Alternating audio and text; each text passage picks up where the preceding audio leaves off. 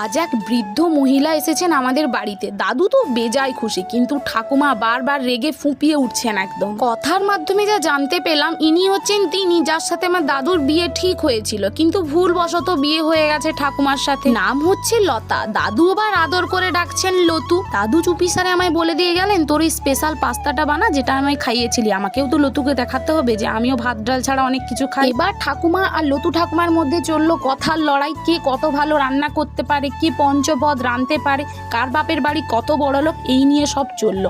কথার মাধ্যমে এটা বোঝা গেল, লতু ঠাকুমা বললেন তাদের বাপের বাড়িতে এত বড় গোয়াল ঘর আছে, যদি বাছুর ছানা ঢোকে বাছুর নাকি বাচ্চা নিয়েও পারে বেরোয়।